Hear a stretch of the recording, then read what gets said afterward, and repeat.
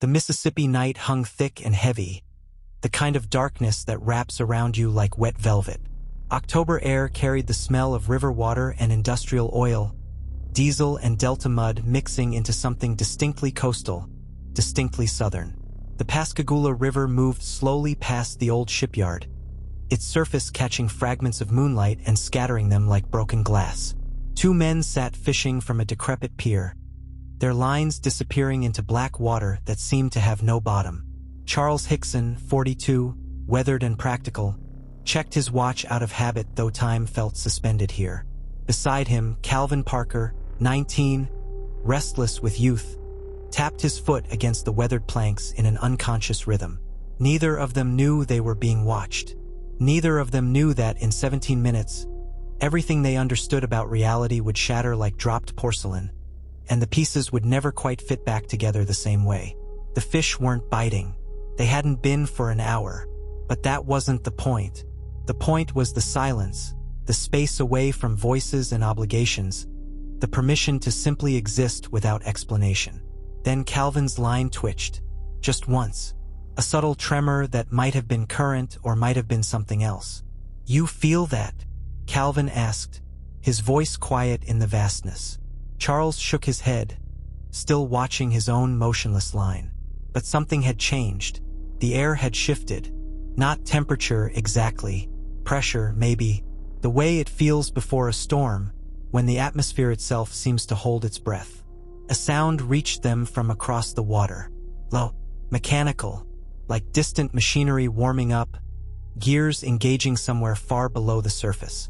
Calvin looked toward the source, squinting into darkness that offered nothing back. Probably just the shipyard. They work late sometimes. But Charles was already standing, his fishing rod forgotten, his body language tight with an alertness he couldn't name. Because the sound wasn't coming from the shipyard. It was coming from above. And it was getting closer. The humming grew louder, more distinct, separating itself from ambient noise and becoming something undeniable. It had a quality that made Charles's teeth ache, a frequency that seemed to bypass his ears and vibrate directly in his skull. Calvin was on his feet now too, turning slowly, trying to locate the source. The sound seemed to come from everywhere and nowhere, as if the air itself had learned to resonate. "Charlie, what is that?" Charles didn't answer. He was staring at a point above the tree line across the river, where something was wrong with the sky.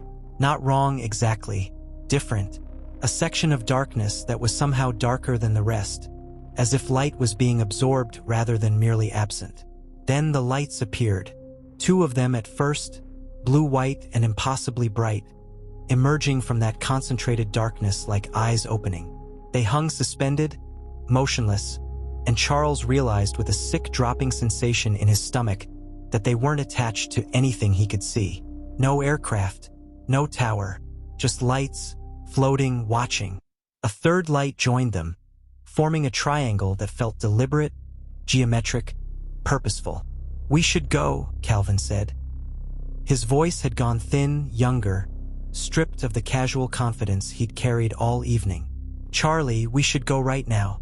Charles wanted to agree. Every survival instinct he possessed was screaming at him to run, to put distance between himself and whatever was displaying itself across the river. But his body wouldn't respond. His legs had forgotten how to move. He could only stand there, transfixed, as the lights began to drift closer. They moved without sound now, the humming having faded to nothing. Just silent, graceful approach like predators who no longer needed stealth because the prey was already caught. The lights crossed the river in seconds, distance compressing in ways that defied perspective. They were far away, then close, then directly above the pier, and Charles couldn't remember the transition, couldn't account for how they'd covered the space. The triangle of lights hung there, maybe 40 feet up, and Charles could see now that they were attached to something. A craft, oblong, perhaps 20 feet long, with a surface that seemed to absorb reflection, making it difficult to focus on. His eyes wanted to slide off it, to look at anything else. But he couldn't look away. Blue light spilled from the craft's underside, soft and diffuse, like light filtered through deep water. It illuminated the pier, the fishing gear, the two men frozen in its glow, and Charles noticed with detached horror that the light cast no shadows.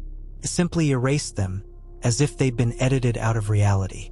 A door was opening, not sliding or hinging but appearing, space folding back on itself to reveal an interior that glowed with that same sourceless blue light. And something was emerging.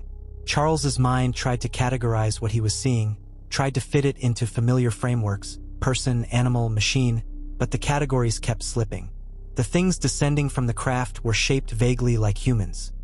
2 arms, 2 legs, a head. But the proportions were wrong. The movements were wrong. They floated more than climbed, descending through the blue light as if through water, their limbs moving in slow, deliberate gestures that seemed choreographed. There were 3 of them, pale gray, their skin possessing an odd luminescence in the strange light. Their heads were elongated, featuring no distinct faces that Charles could discern. No eyes, no mouth, just smooth surfaces occasionally interrupted by small indentations or ridges. Their arms ended not in hands but in something else. Protrusions, appendages. Charles's mind supplied claws, but that wasn't quite right either. They were more like specialized tools, organic but purposeful, as if their bodies had evolved or been designed for specific tasks. The beings touched down on the pier with no sound, no impact, as if they weighed nothing at all. They stood there for a moment, absolutely still, and Charles had the overwhelming sensation of being evaluated, measured, found acceptable for purposes he couldn't begin to imagine. Calvin made a sound. Not a word, just a raw vocalization of pure terror. He was backing away, his feet stumbling on the uneven planks, his hands raised in either defense or supplication. "Stay calm," Charles heard himself say, though calm was the last thing he felt. His heart was slamming against his ribs so hard it hurt. His vision had narrowed to a tunnel, edges going dark, as if his brain was trying to protect him by limiting how much he could perceive. One of the beings moved. A smooth glide forward, no footsteps, just displacement through space. It reached toward Calvin with those strange appendages, and the young man tried to run. He made it 3 steps before his legs gave out, not collapsing so much as simply ceasing to function, as if someone had flipped a switch and turned off his motor control. He crumpled to the pier, conscious but paralyzed, his eyes wide and rolling with animal panic. Charles tried to go to him, tried to move, tried to do anything, but his own body was betraying him now. The paralysis was spreading through his limbs like cold water, numbing and absolute. He could feel himself falling, could feel the rough wood of the pier rushing up to meet him, but the impact never came.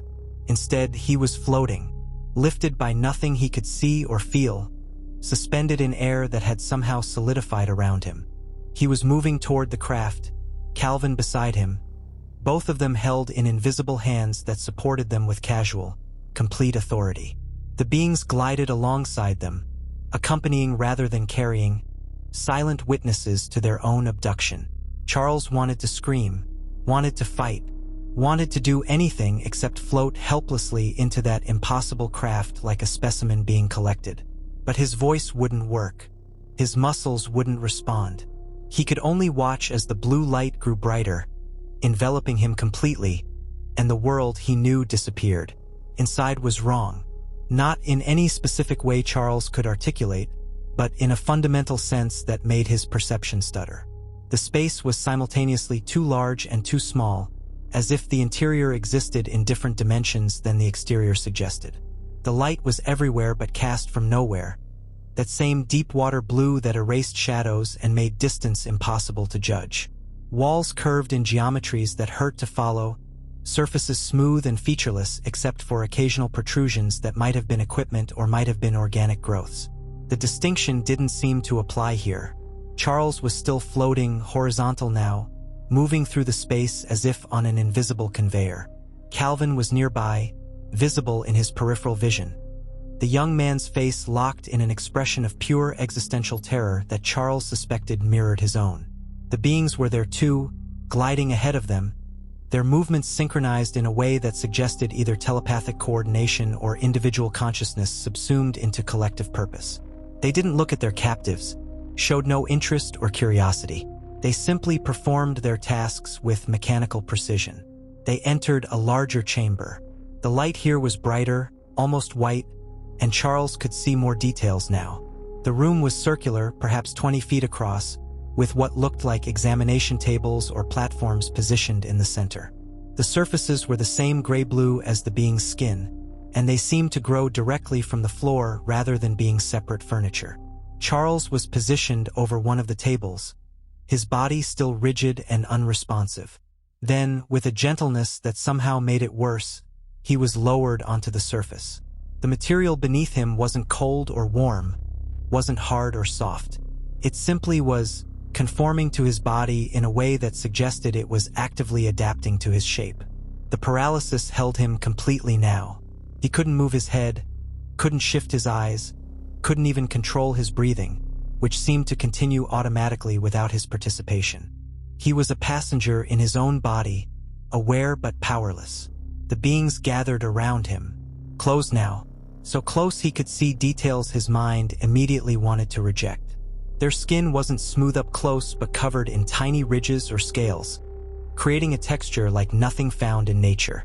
The appendages at the ends of their arms split into smaller divisions, revealing complex tools or manipulators that clicked and adjusted with quiet mechanical sounds. One of them leaned over Charles, its head tilting in what might have been examination or might have been curiosity. He could see the indentations in its face now, shallow depressions where eyes might be, though nothing that looked like an actual eye. No pupil, no iris, just slightly darker patches that somehow conveyed the sense of looking, of seeing, of knowing. It reached toward his chest. Charles tried to scream. The sound built in his lungs, pushed against his frozen throat, but couldn't escape. He could only lie there as the being's appendage touched his shirt, and the fabric simply parted, pulled aside by forces he couldn't see or understand, exposing his skin to the strange light. The being placed its appendage directly on Charles's chest, over his heart. The touch was neither cold nor warm, just contact, but it sent waves of sensation through his body that defied description. Not pain exactly, more like being read, scanned, his entire biological system being mapped and cataloged by something that understood human physiology better than any human doctor. Information was flowing out of him. He could feel it even if he couldn't see it. His memories, his thoughts, his DNA, perhaps even his consciousness itself, all being examined, copied, stored for purposes beyond his comprehension. Time became elastic. Seconds stretched into minutes or minutes compressed into seconds. Charles couldn't tell. He existed in an eternal present, suspended in paralysis and examination, while the beings moved around him with unhurried precision. He could hear Calvin now. Soft sounds of distress, wordless vocalizations that suggested the young man was undergoing similar procedures. Charles wanted to call out, wanted to offer some comfort or reassurance, but he had nothing to offer. They were both helpless here, specimens under analysis, their humanity reduced to data points in some incomprehensible study. Another being approached, this one carrying something. An object, if it could be called that. A device that seemed to shift and change as Charles watched it, its form unstable, as if it existed partially in dimensions he couldn't perceive. The being positioned the device near Charles's head, and he felt rather than saw it activate. Pressure. Inside his skull. Not painful but deeply wrong, like having his thoughts physically touched. The device was probing his mind, pulling memories to the surface without his consent. He saw flashes of his own life playing back.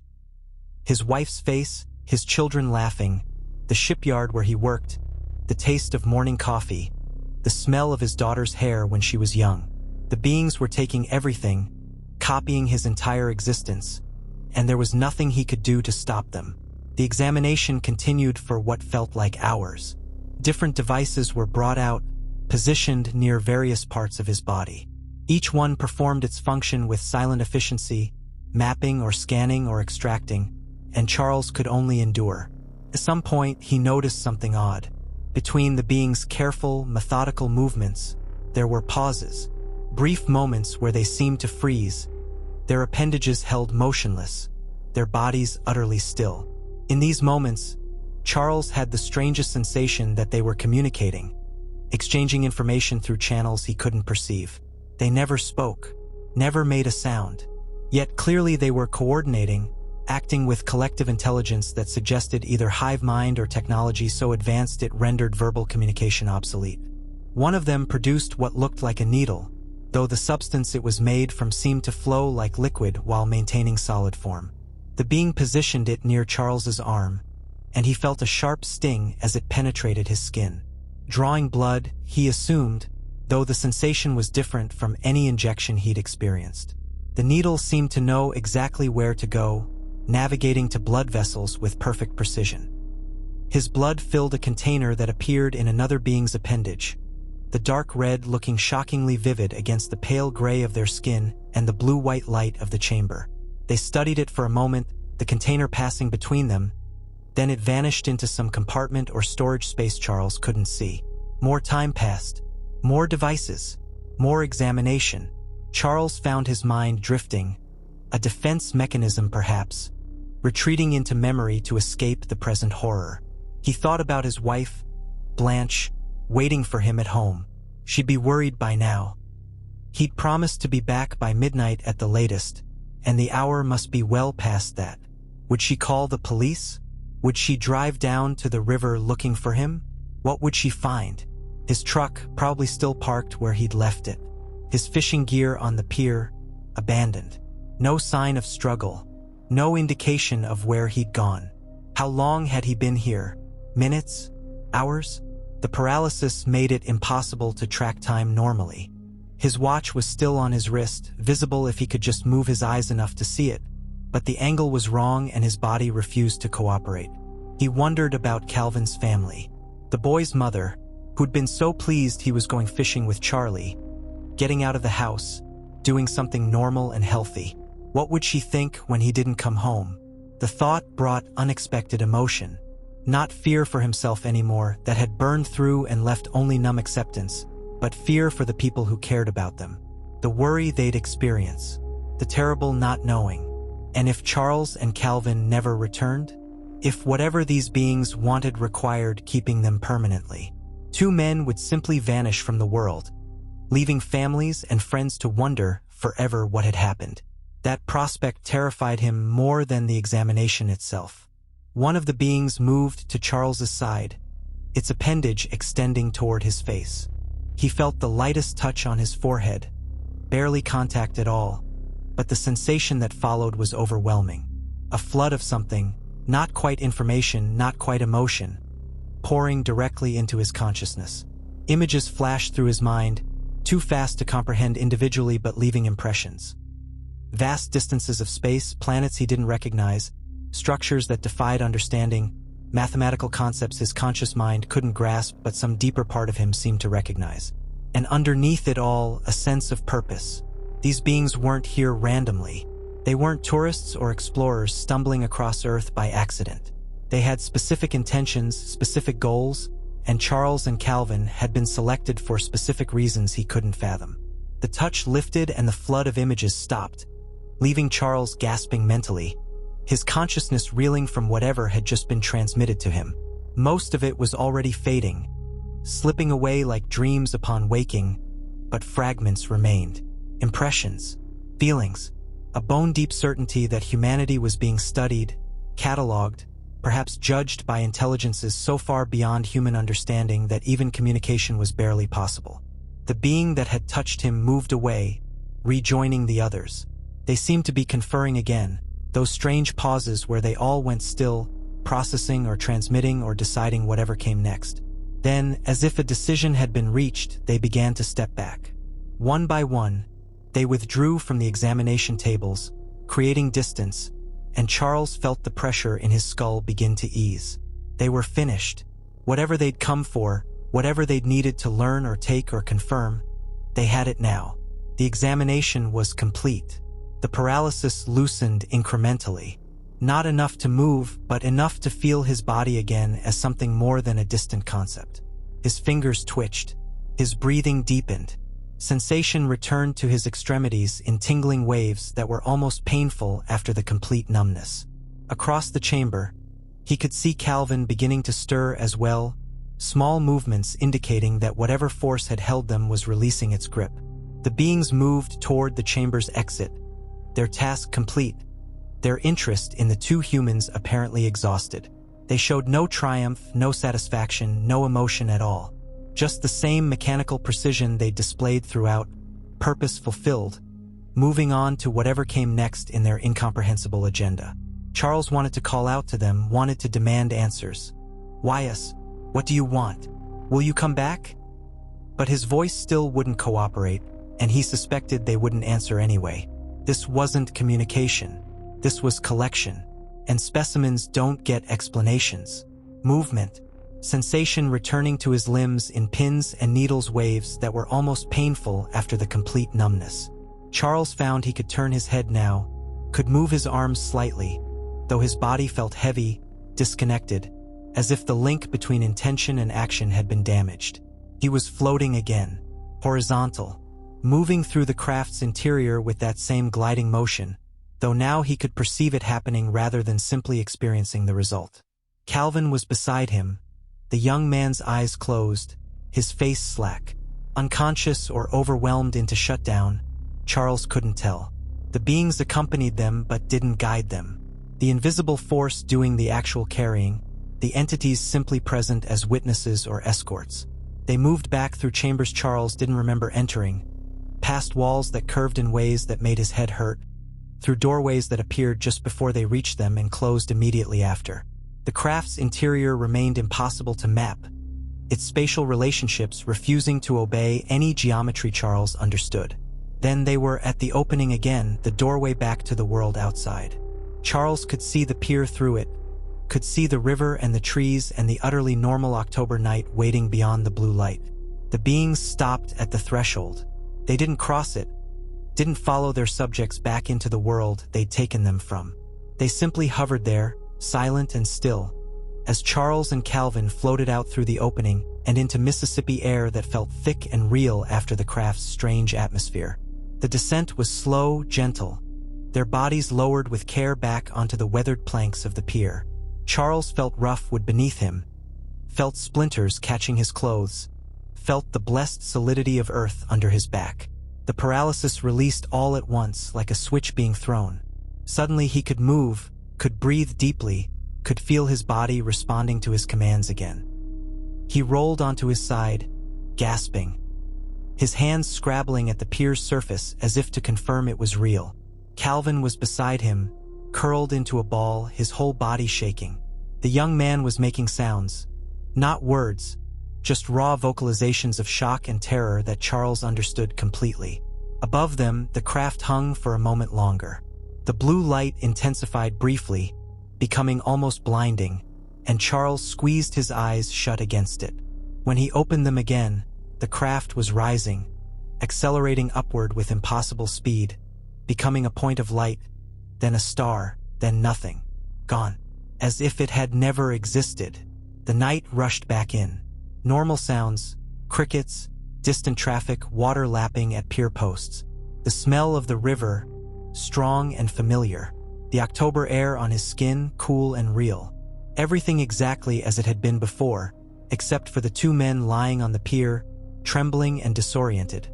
Their understanding of reality shattered beyond repair. Charles sat up slowly, his body protesting, muscles sore as if he'd been physically strained despite the paralysis. Calvin was pulling himself into a sitting position too, his face pale even in the darkness, his eyes too wide. "Did that?" Calvin's voice came out as a croak. He cleared his throat, tried again. "Did that actually happen?" Charles looked at him, then at the river, then at the sky where the craft had vanished. His fishing rod was still on the pier, his tackle box open, everything exactly where they'd left it. But his watch, when he checked it, showed time he couldn't account for. They'd lost nearly 40 minutes. "No, not lost. Stolen. We need to go," Charles said, his voice steadier than he felt. "We need to tell someone." "Tell them what?" Calvin's voice was rising toward hysteria. "That we got abducted by things with no faces? That we floated into a UFO? They'll think we're insane." "Hell, I think we're insane." Charles wanted to argue, but what could he say? He'd think the same thing if someone told him this story. It was impossible, ridiculous, the stuff of tabloid headlines and bad science fiction. Except it had happened. His body knew it had happened. The lingering strange sensations in his chest where the being had touched him, the fading numbness in his limbs, the way his memories felt tampered with, edited, pieces missing or rearranged. All of it screamed that something had been done to them. He gathered their gear mechanically, hands moving through familiar motions while his mind struggled to process the impossible. Calvin helped numbly, both of them moving in shock-dulled silence. They walked back to Charles's truck, their footsteps loud on the empty dock. Charles fumbled with his keys, dropped them, picked them up with hands that wouldn't quite cooperate. Behind the wheel, he paused before starting the engine, staring at his own reflection in the rearview mirror.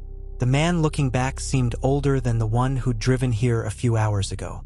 Something in the eyes had changed. A haunted quality, a knowledge of things that couldn't be unknown. Calvin was shaking beside him, arms wrapped around himself. "What do we do?" Charles started the engine. "We report it. There's a law enforcement office not far from here. We'll tell them what happened. Let them make of it what they will. They won't believe us. Probably not. But we tell them anyway." The Jackson County Sheriff's Office at 2 in the morning was quiet, fluorescent lit, smelling of old coffee and industrial cleaner. The deputy at the desk looked up as Charles and Calvin entered, taking in their disheveled appearance, their pale faces, their shell-shocked expressions. "Help you, gentlemen?" Charles's mouth was dry. "How did you begin this conversation? How did you tell a law enforcement officer that you'd just been abducted by beings from somewhere beyond Earth?" "We need to report something," he managed. "Something that happened down by the river. We were fishing and—" The words dried up. In this ordinary office, under harsh fluorescent lights, facing a tired deputy who clearly just wanted to finish his shift, the truth seemed more impossible than ever. Calvin was no help. The young man had retreated into himself, staring at the floor, arms still wrapped tight around his body. The deputy waited, pen poised over a notepad, patient but clearly dubious. "You were fishing and what?" "We saw something," Charles said. "A craft. In the sky. Came down and we were taken. Inside it, there were beings. They examined us." The words tumbled out now, desperate and rushed, and Charles heard how they sounded. Insane. Unhinged. The ramblings of someone drunk or high or mentally unstable. The deputy's expression shifted from bored patience to wary concern. "You're saying you were abducted? By aliens? I know how it sounds. Sir, have you been drinking tonight? Using any substances?" "No, nothing. We were just fishing. This really happened." The deputy studied them both for a long moment, then said, "Wait here." He disappeared into a back room, and Charles could hear muffled conversation. More people were involved now. This was escalating beyond a simple report. Sheriff Fred Diamond appeared, a barrel-chested man with skeptical eyes and the bearing of someone who'd seen every kind of human foolishness during his career. He listened to Charles's account with carefully neutral expression, taking notes, asking occasional clarifying questions. "You're sure you didn't fall asleep? Have a vivid dream?" "We didn't dream this." "And you say you lost about 40 minutes of time?" "Yes, sir. We checked our watches afterward. The time was just gone." Diamond made more notes. Then, "Would you boys be willing to let us tape record your statements? Separately, so we can compare accounts?" Charles agreed immediately, grateful that someone was at least taking them seriously enough to document what they were saying. Calvin nodded weakly, though he looked like he might be sick. They were separated, taken to different rooms. Charles sat in a sparse interview space while a recording device captured his statement. He told everything he could remember, the lights, the beings, the examination, the paralysis. All of it spilled out in halting detail while officers listened with expressions that gave nothing away. In the other room, Calvin was doing the same, his version of events being preserved on tape for whatever investigation or analysis would follow. What the officers didn't tell them, what they wouldn't discover until later, was that the room where Calvin was being interviewed had been left bugged after he finished his statement. The tape kept rolling after the officers left, capturing Calvin's raw, unguarded reactions when he thought he was alone. "They won't believe us," Calvin's voice, recorded in privacy, trembling and sincere. "God, they won't believe us, but it happened. It really happened. Those things were real." The sound of crying, soft, broken sobs. "I can still feel them touching me. I can still see their faces or where their faces should be. Why did they do that to us? What did they want?" More crying. The rustle of movement, perhaps Calvin rocking back and forth in distress. "Please don't let them come back. Please, God, don't let them come back for me." The recording would later become crucial. Evidence that at least Calvin genuinely believed what they were reporting, that this wasn't a coordinated hoax or attention-seeking fabrication. The terror in his voice was too real, too raw to be performance. The interviews lasted hours. Dawn was breaking by the time they were released, both men exhausted beyond anything physical rest could cure. Sheriff Diamond drove them back to Charles's truck himself, his manner slightly gentler than it had been. "I want you boys to know," he said as they climbed out. "I believe something happened to you tonight. I don't know what, but something." It was the kindest thing anyone had said to them in hours, and Charles felt unexpected emotion tighten his throat. "Thank you, Sheriff. Get some rest. We'll be in touch if we need anything else." But rest, they would discover, was impossible. Charles drove Calvin home first, pulling up outside the young man's small house as early morning light turned the sky pale gray. Calvin sat in the passenger seat, staring straight ahead, not moving to get out. "I can't tell my family," he said finally. "They'll think I've lost my mind." "You don't have to tell anyone," Charles said, though he knew it was a lie. This wasn't something that could be kept quiet. Too many people already knew. The sheriff's office, the deputies. Word would spread. Calvin finally climbed out, moving like someone much older than 19. Charles watched him walk to his door, shoulders hunched, carrying weight that would never entirely leave. Then Charles drove home, dreading the conversation waiting for him, the explanation he'd have to give his wife about where he'd been all night and why he looked like he'd aged 10 years. Blanche met him at the door, worry etched into every line of her face. "Charlie, where have you been?" "I've been calling everywhere. I was about to call the police." "I need to sit down," he said, and the seriousness in his voice stopped her mid-sentence. They sat at the kitchen table, morning light streaming through windows that looked out on a perfectly ordinary suburban yard. And in that ordinary setting, Charles told his wife the most extraordinary story she would ever hear. To her credit, she didn't immediately dismiss it. She listened, her expression moving from confusion to concern to something that might have been belief, or might have just been love strong enough to accept the impossible. "Something happened," she said when he finished. "I can see it in your eyes. Something changed you. They took us, Blanche. These beings, they took us onto their craft and they did things to us, and I don't know why, and I don't know if they'll come back, and I—" His voice broke. The control he'd maintained through the long night finally crumbled, and he found himself crying, great racking sobs that shook his whole body. Blanche held him, saying nothing, just offering presence and warmth while he purged the terror he'd been holding in. When the crying finally subsided, she said quietly, "We'll get through this. Whatever it was, whatever happens next, we'll get through it together." Charles wanted to believe her, but some part of him already knew they wouldn't get through it. Not really. You don't get through something like this. You just learn to carry it and hope it doesn't crush you under its weight. The story broke within 24 hours. Somehow, leaked by someone at the sheriff's office or perhaps through other channels. The press got hold of the report. Local papers ran the story first.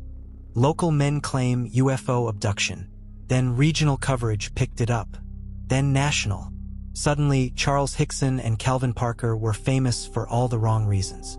Reporters descended on Pascagoula like locusts, camera crews, radio hosts, tabloid journalists hungry for the sensational story of simple Southern men claiming alien encounter. The phone at Charles's house rang constantly, at all hours, until Blanche finally unplugged it just to get some peace. Charles tried to work, tried to maintain normalcy, but it was impossible. At the shipyard, co-workers looked at him differently. Some were curious, others mocking, still others simply uncomfortable, as if alien abduction might be contagious. During his lunch break, he'd find people staring, whispering, and the weight of their judgment pressed down on him like physical force. One coworker, Jimmy, who'd known Charles for years, finally confronted him in the parking lot. "Come on, Charlie. What really happened? You and the kid get drunk? See some lights and let your imagination run wild." "I wasn't drunk." "Then what? You're seriously telling me aliens came down and took you? In Pascagoula? Why here? Why you?" "I don't know why. I just know it happened." Jimmy shook his head, disappointed or disbelieving or both. "Man, I thought I knew you. Thought you were solid. But this..." He walked away without finishing, and Charles stood alone in the parking lot, feeling the ground shifting beneath his feet. That afternoon, he was called into the supervisor's office. The conversation was brief and awkward, full of corporate euphemisms that boiled down to "take some time off," "indefinite leave," "until things settle down," "we'll call you when we're ready to have you back." Charles understood what wasn't being said. They didn't want the UFO guy working at the shipyard. Bad for morale, bad for business, bad for their reputation. He was being quietly pushed out, his years of solid work erased by one impossible night. Calvin was handling it worse, much worse. The young man had essentially gone into hiding, refusing to leave his house, refusing to answer the door or the phone. When Charles drove over to check on him, Calvin's mother answered, her face tight with anger and fear. "My boy can't sleep," she said, voice shaking. "Can't eat. He's terrified those things will come back for him. He sits up all night with the lights on, watching the sky." "What happened out there, Charlie? What really happened to my son?" Charles wanted to explain, but what could he say that wouldn't sound insane? "We experienced something traumatic, Mrs. Parker. Something neither of us fully understand. Calvin needs help. Professional help. Someone who can work with trauma." "Trauma from what? Aliens? You expect me to take him to a therapist and say my son was abducted by aliens? I expect you to help him however you can, because what happened to us was real, and it's destroying him." Mrs. Parker's face crumpled. "He's just a boy. He's just my baby boy." Charles left feeling worse than when he'd arrived. Calvin wouldn't see him, wouldn't even come to the door. The young man had retreated so far into himself that Charles didn't know if he'd ever fully emerge. The investigations began in earnest. UFO researchers arrived, some legitimate scientists, others cranks and conspiracy theorists. They wanted details, wanted to conduct tests, take measurements, perform hypnotic regression to recover suppressed memories. Charles was wary at first, suspicious of people who might be looking to exploit his experience. But some of them seemed genuinely interested in truth rather than sensation. Dr. J. Allen Hynek, the astronomer who served as scientific consultant for the Air Force's Project Blue Book, was one of these. Hynek arrived in Pascagoula with a small team, professional and thorough. He interviewed Charles and Calvin extensively, reviewed the sheriff's recordings, checked for any signs of deception or delusion. His questions were precise, probing, designed to catch inconsistencies or reveal fabrication. Charles appreciated the rigor. He wanted to be tested, wanted someone with credentials and reputation to examine his story critically and come to an independent conclusion. The interview sessions lasted days. Hynek's team asked about everything: Charles's background, his mental health history, whether he'd ever experienced hallucinations or dissociative episodes. They asked about his relationship with Calvin, whether there might be any reason they'd coordinate a hoax together. Charles answered everything honestly. He had nothing to hide, no agenda beyond wanting someone to believe him. Or if not believe, at least acknowledge that he genuinely believed what he was saying. After a week of investigation, Hynek held a press conference. His statement was measured but significant. Mr. Hickson and Mr. Parker genuinely believe they experienced what they describe. I can find no evidence that they're lying or deliberately fabricating their account. Whether they encountered extraterrestrial beings or experienced some other phenomenon, I cannot definitively say. But I can say with confidence that these men are sincere. It wasn't quite endorsement of alien abduction, but it was validation that Charles desperately needed. A respected scientist saying he wasn't crazy, wasn't lying, had genuinely experienced something traumatic and unexplained. The press coverage after Hynek's statement shifted slightly. While many remained skeptical, there was now room for nuance, for the possibility that Charles and Calvin were genuine witnesses to something extraordinary rather than hoaxers or lunatics. Dr. James Harder arrived next. A professor of engineering at UC Berkeley and a consultant for APRO, the Aerial Phenomena Research Organization, Harder specialized in UFO abduction cases. He proposed hypnotic regression sessions to help Charles and Calvin recover memories that might have been suppressed. Charles hesitated. The idea of letting someone dig around in his mind, pulling up memories he might have buried for good reason, was terrifying. But he also felt the gaps in his recollection, the blank spaces where time should be but wasn't. He wanted to know what had been taken from him. Calvin initially refused. "I remember enough," he said when Charles visited him again, the young man looking gaunt and exhausted. "I don't want to remember more." But eventually, with encouragement from his family and Charles, he agreed to try. If nothing else, maybe the sessions would help him process the trauma. Dr. Harder conducted the regressions separately, in controlled settings designed to minimize suggestion or contamination. Charles went first, settling into a comfortable chair while Harder's voice guided him into a deep trance state. "I want you to go back," Harder said softly. "Back to October 11th. You're on the pier with Calvin. It's getting dark. What do you see?" The memories flooded back with shocking intensity. Charles could feel the weathered wood beneath his feet, could smell the river, could hear the water lapping against the pier posts. And then the lights appeared, impossibly bright, and terror gripped him as the memories unfolded. Under hypnosis, Charles described the abduction in even greater detail than he'd consciously remembered. The texture of the being's skin, the strange devices they'd used, the sensation of information being drawn out of him, his entire being cataloged and copied. And new details emerged, memories that had been buried or blocked. The beings had communicated somehow, though not with words. Charles had felt their intentions projected directly into his mind. Concepts without language, instructions without speech. They had wanted him to remain calm, had somehow dampened his fear response, made him compliant. That's why he'd been able to endure the examination without completely breaking down. They'd been controlling his emotional state, muting the panic that would otherwise have overwhelmed him. Under hypnosis, reliving those moments without the dampening effect, Charles experienced the full terror he should have felt.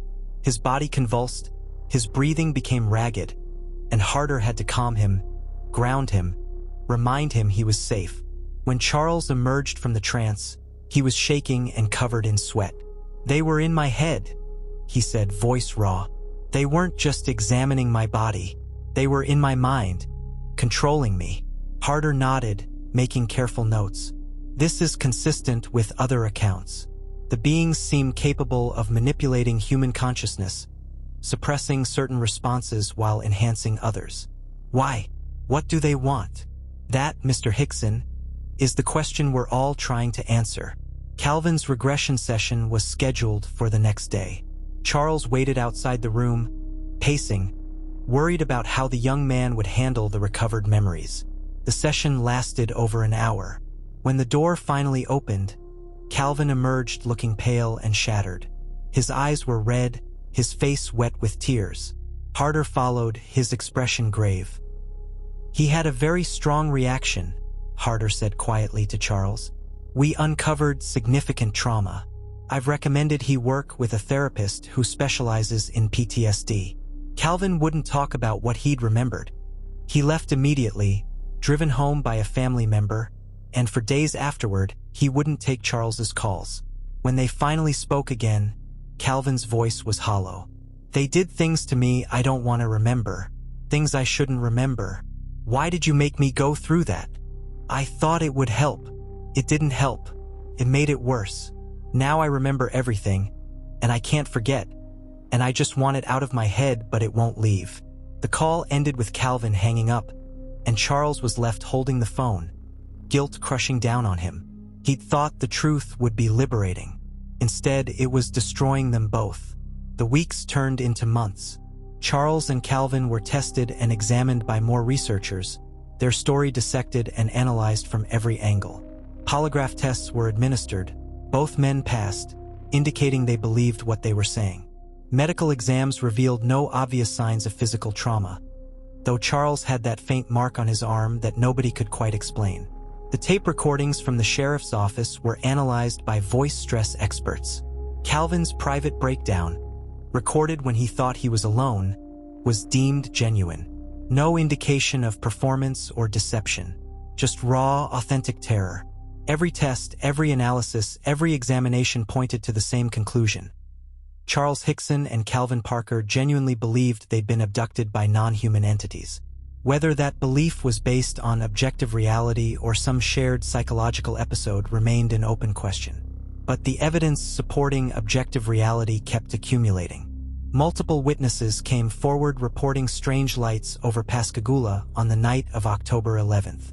A man living near the river described seeing something hovering over the water around the time Charles and Calvin claimed to have been taken. A couple driving past the area reported their car radio going haywire with static, then seeing a blue glow near the river. None of this proved alien abduction, but it established that something unusual had occurred in that location on that night. Something multiple independent witnesses had observed. Charles took comfort in this corroboration. He wasn't alone. Others had seen something, even if they couldn't explain what. The experience wasn't purely subjective, confined to his and Calvin's minds. It had left traces in the physical world, however ambiguous. Time moved forward because it had to. The media eventually lost interest, moving on to newer stories, fresher scandals. Charles and Calvin were left to rebuild their lives from the wreckage of that October night. Charles never returned to the shipyard. The indefinite leave became permanent separation, though it was never officially called termination. He found work elsewhere, taking various jobs that paid less and meant less, always aware that his reputation preceded him. The UFO guy, the abductee, the man with the impossible story. His marriage to Blanche survived, though it bore scars. She believed him, or at least believed he believed what he was saying. But the constant scrutiny, the phone calls, the reporters, the financial strain of Charles losing his good job, all of it took a toll. They grew closer in some ways, bonded by shared adversity. But there were also cracks that never quite healed. Calvin struggled more visibly. He developed severe anxiety, panic attacks that would strike without warning, leaving him gasping and convinced the beings were returning for him. He couldn't be outside after dark without feeling watched, exposed, vulnerable to forces beyond his control. He moved away from Pascagoula, trying to escape the notoriety, but the story followed him. In small towns and close communities, word spreads fast. He became that guy, the one who claimed aliens took him. Job interviews would go well until someone recognized his name. Then suddenly the position would be filled or they'd need to review more applications. His relationships suffered. How do you date when you carry trauma like that? When every conversation eventually circles back to the question, do you really believe that happened? And how do you answer honestly without seeming unstable? Charles tried to stay in touch, calling periodically, suggesting they meet up. But Calvin was pulling away, retreating into himself. The shared experience that should have bonded them had instead become a reminder neither wanted to face. "I see their faces every time I close my eyes," Calvin told Charles during one rare conversation. "Those smooth heads, the way they moved, the feeling of being completely powerless. It never goes away, Charlie. Never." "I know. I have nightmares too." "Then why do you keep talking about it? Why do you give interviews and speak at conferences? Why can't you just let it die?" "Because it happened. Because pretending it didn't won't make it less true. But maybe forgetting would make it hurt less." Charles had no answer to that. The 1970s gave way to the 80s. The Pascagoula abduction became a footnote in UFO history, one of many reported incidents cataloged by researchers but largely forgotten by the general public. Charles and Calvin settled into middle age, carrying their impossible knowledge like stones in their pockets. Always there, always heavy, but gradually integrated into the weight they carried. Charles began speaking occasionally at UFO conferences, not as an advocate or true believer, but as a witness. He'd tell his story plainly, without embellishment, and then answer questions as best he could. He never claimed to understand what had happened or why. He simply reported his experience and let others draw their own conclusions. At one conference in the mid-1980s, he met other abductees, people who'd had similar experiences: missing time, strange beings, invasive examinations. Their stories varied in details but shared fundamental similarities that were either evidence of a real phenomenon or proof that cultural contamination had shaped individual experiences into familiar patterns. Charles found community there, among people who understood what it meant to carry impossible knowledge. They didn't need to convince each other. They already knew, and that shared knowing created bonds that normal friendships couldn't match. One woman, Linda, described an abduction eerily similar to Charles's. The paralysis, the blue light, the beings with no discernible faces, the sensation of being read, scanned, cataloged. When she finished her account, she looked at Charles with tears in her eyes and said, "Thank you for believing me." "I don't have to believe you," Charles said gently. "I know it's true." Those conferences became a kind of therapy for him, a place where his experience wasn't questioned or mocked but simply accepted as real, where he could talk about the lingering effects, the strange dreams, the occasional moments of missing time, the sense of being watched without being looked at like he was crazy.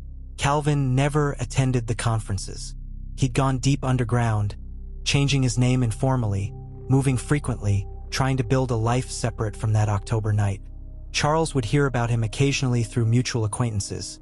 He was working construction in Alabama, or he'd moved to Florida, or someone thought they'd seen him in Tennessee.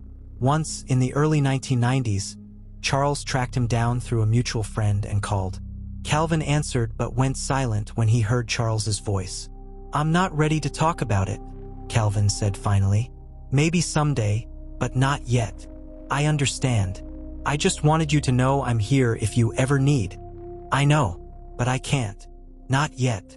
The call ended, and Charles didn't try again. Some wounds, he'd learned, don't heal on any schedule. You just have to let them take whatever time they need and hope that eventually healing comes. Charles's life continued in its new, strange normal. He remarried after Blanche passed in 1996, finding love with a woman named Judy who knew his story and accepted it without judgment. They built a quiet life together, punctuated by occasional interviews or conference appearances when Charles felt up to it. He noticed changes in himself that he couldn't quite explain. Small things, mostly, an improved memory for certain types of information, particularly spatial relationships and mathematical concepts. Dreams that felt more like transmissions than random neurological noise, containing images and ideas that seemed to come from outside his own mind. Were these after effects of whatever the beings had done to him? Or was his brain creating patterns, imposing meaning where none existed? He didn't know, but he documented the experiences carefully, keeping journals that might someday prove useful to researchers trying to understand the phenomenon. The years brought occasional validation. In 1993, researchers at Los Alamos and other facilities synthesized element 115, an element that UFO researcher Bob Lazar had claimed was used in alien propulsion systems. Charles didn't claim to understand the physics, but the synthesis of a previously unknown element suggested that maybe, just maybe, there were aspects of reality that science was only beginning to grasp. In 2004, the Mexican Air Force released infrared footage of unidentified flying objects.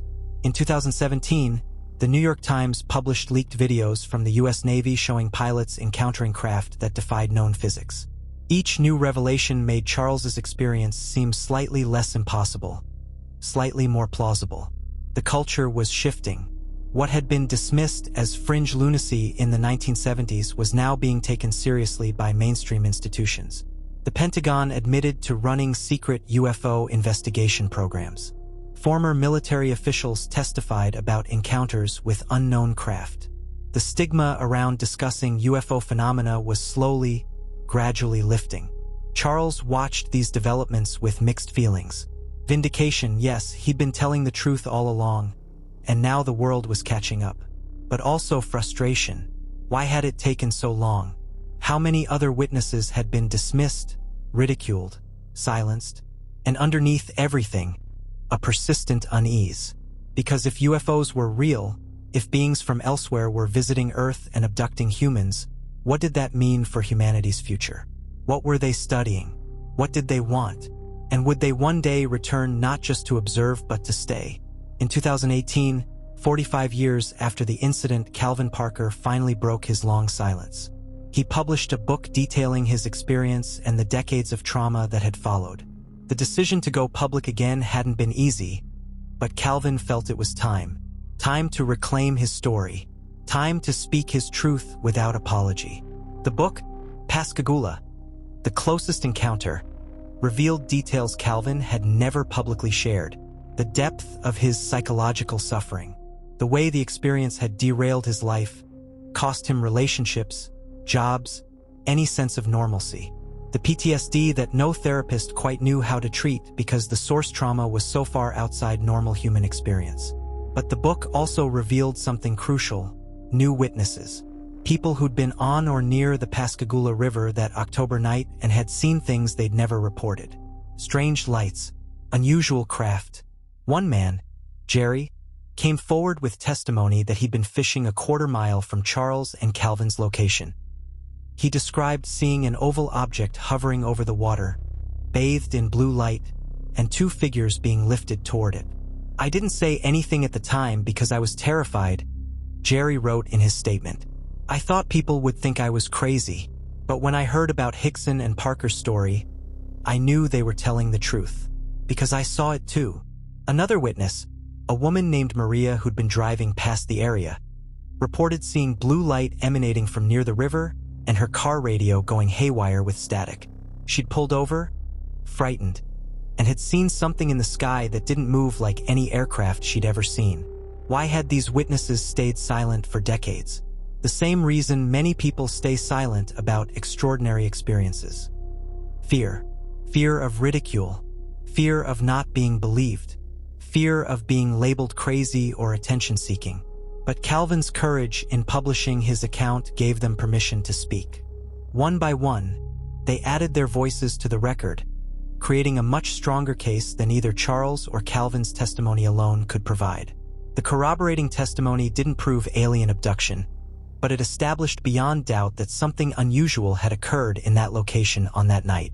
Multiple independent witnesses, with no apparent reason to coordinate false stories, describing similar phenomena.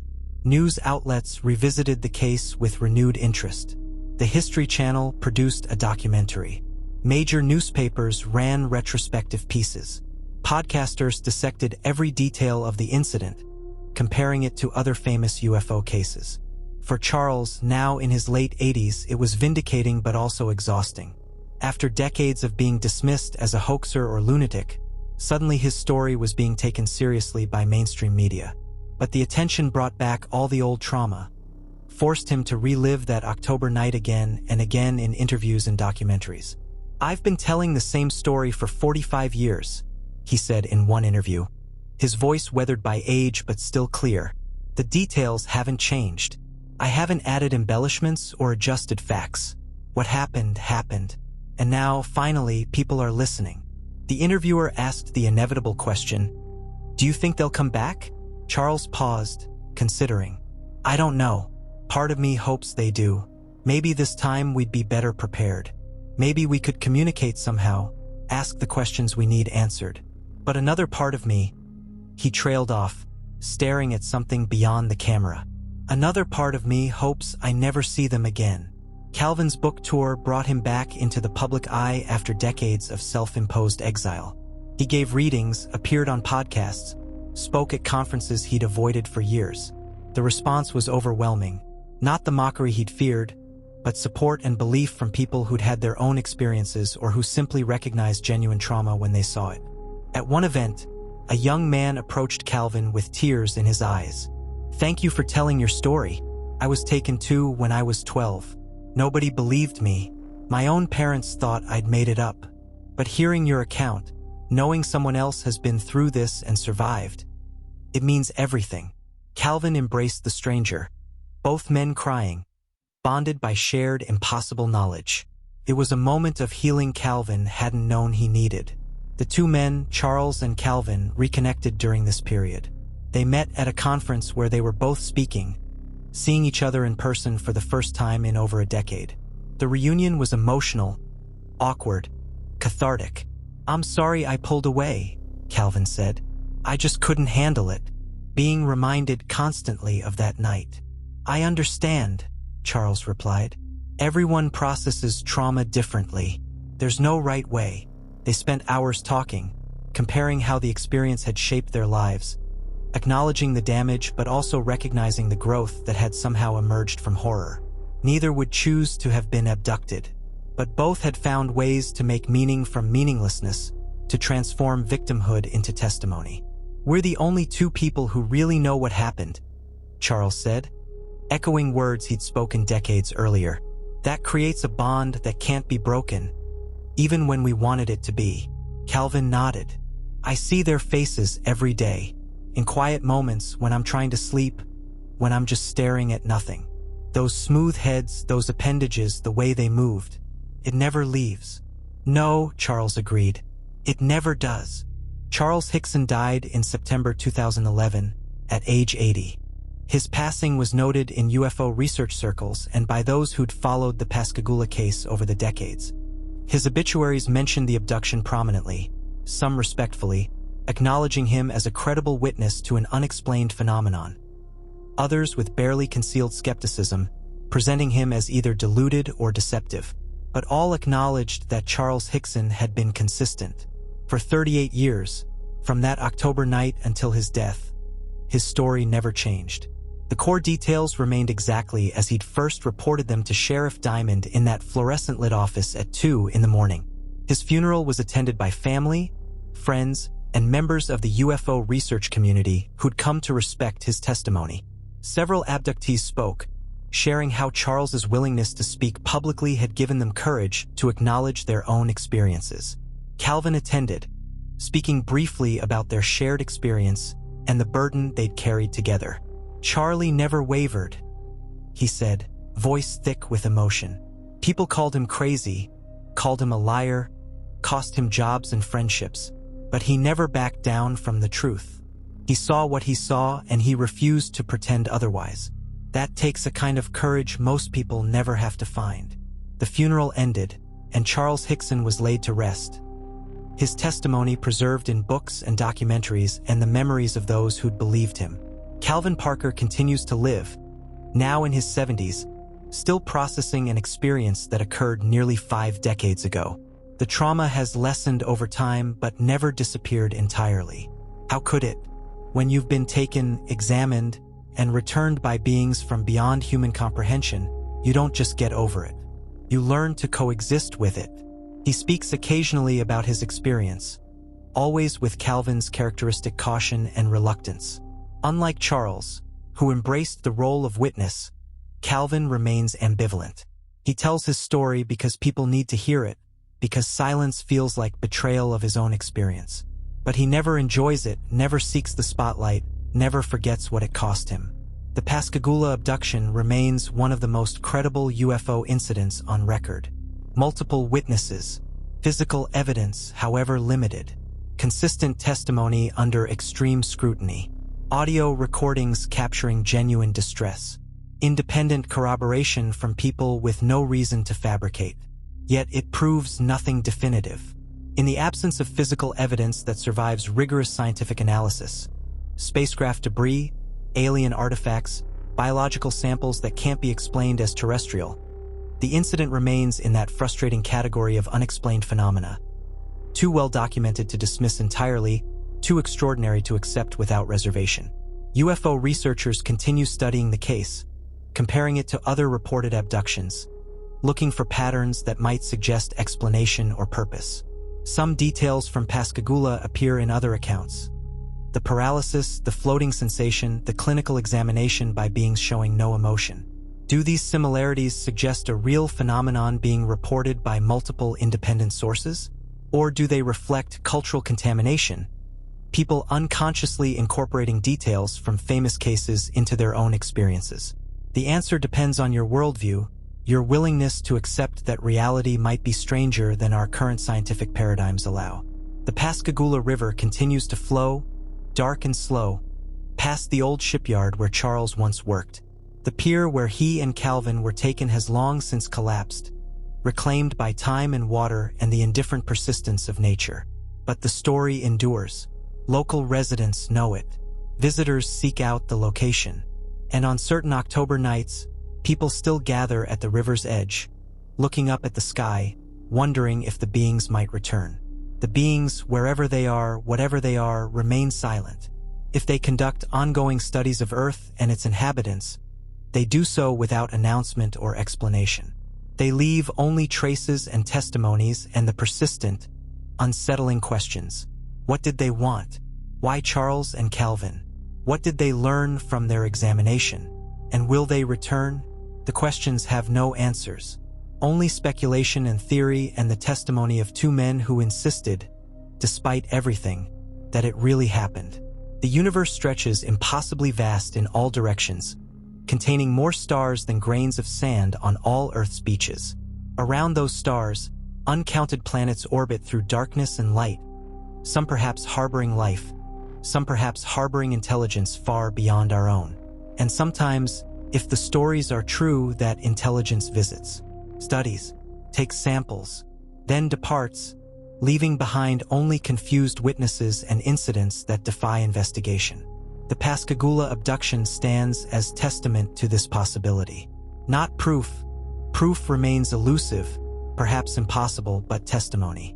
The sincere account of two ordinary men who experienced something that shouldn't be possible according to our understanding of reality. Maybe they were telling the truth. Maybe something extraordinary happened on that October night in 1973. Maybe we are being watched, studied, catalogued by intelligences we can barely conceive. Or maybe not. Maybe the universe is emptier than we fear, and we're alone with our questions and stories and need to believe we're part of something larger. Either way, the mystery remains. The questions persist. And in quiet moments by dark rivers, when stars are bright and the world feels vast and strange, people still look up and wonder, what's really out there? What came down from the Mississippi sky that night? And will it come back?